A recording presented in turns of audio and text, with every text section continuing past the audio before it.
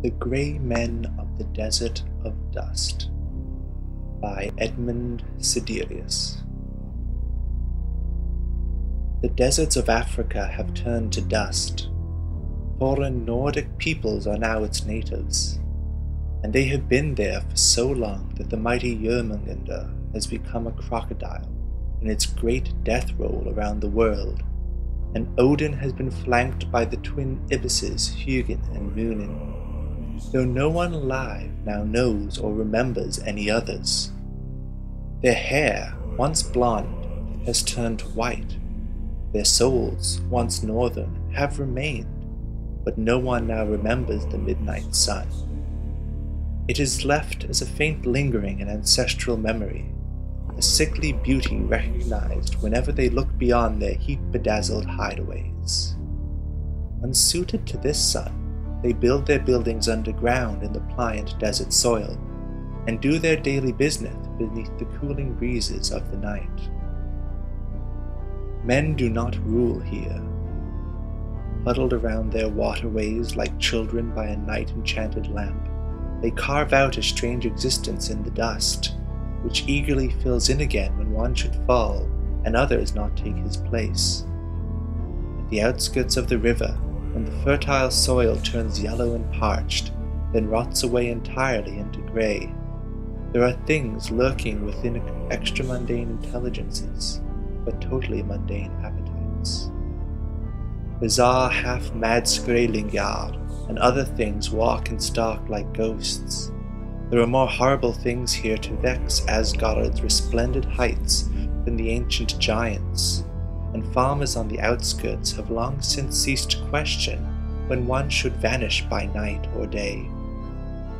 Those who survive, and somehow stumble back to the narrow island of mankind, tell heat and fever-dulled accounts of demons and dead things dancing in the desert around age-submerged monuments to divinities beyond sanity. The survivors rarely survive for long, having once been desert-touched. These people still burn their dead.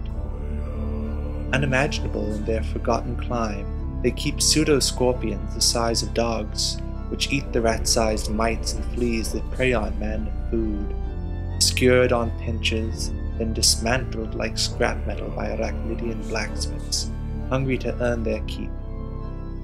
After 20 generations, their scampering and non-directional skittering has finally ceased to fill their owners' minds with loathing at the sight of their insectoid motions. Dust favors rot. They are at constant war with the legions of soikids, firebrats, and silverfish that raid their encampments from the desert's edge. Cloth and other goods go missing, and they have long since abandoned writing on anything less lasting than stone. The words are worth too much. Their past is a withering memory, but what they can recall allows some small insight. They are not one with the land, it is an enemy to them. Sometimes the old ones cry, and no one understands. After holding counsel with the Volvas of his village, Iken Olveson set out with his caravan at dusk, knowing full well that the horrors of the night are equal to those of the day out in the deeper desert. It made no difference to him. He had been given bad auguries, but the possible gains were well worth the risks of the old woman's half-hinted fears. They were ambushed in the day by the eastern desert folk, and he was left to wander till he died.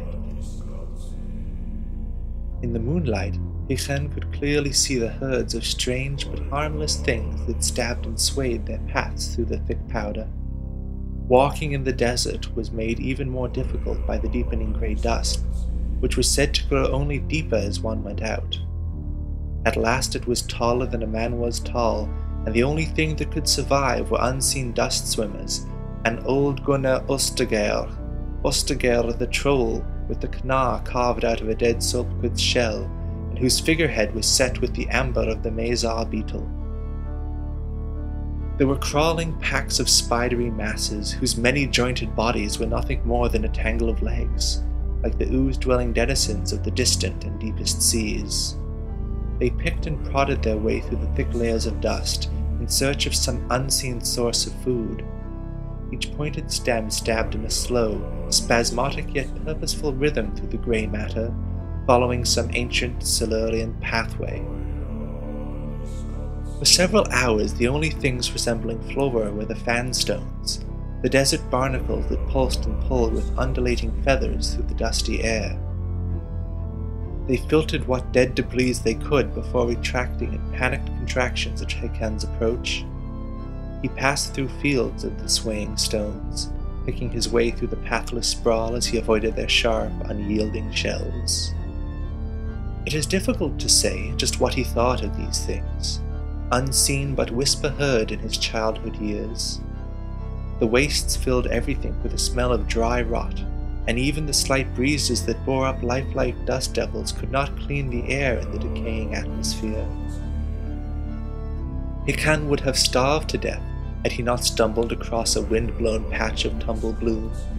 Not animal in nature, the fungus seemed to survive the way most harmless things did in the desert, by sifting through the rotting sand. The things were spherical in shape, and were covered with prongs that supported feathery sails, which Hakan knew in some way acted like unbound roots. He ate them joylessly, not savoring the slick insides or the occasional hard clump until he bit into one that refused to yield and had a horribly familiar feel. Hakan began retching and spitting. There, amidst the grey and white flesh of the half-chewed fungi, there was the unmistakable yellow nugget of a human tooth. It jutted up out of the grey matter like a dead smile in age-shriveled gums, and caused Hakan to fall into an even more violent fit of retching. Shaken by the immediate sign of human decay, he wandered almost aimlessly for another hour before coming across the blackened crust of a strange cave. At some distance, it looked to be nothing more than a large polished stone set into the grey funeral crown of the desert. But as he approached, the illusion of stone gave way. Hakan wondered if he should take shelter in a cavern so clearly formed from a creature's abandoned carapace.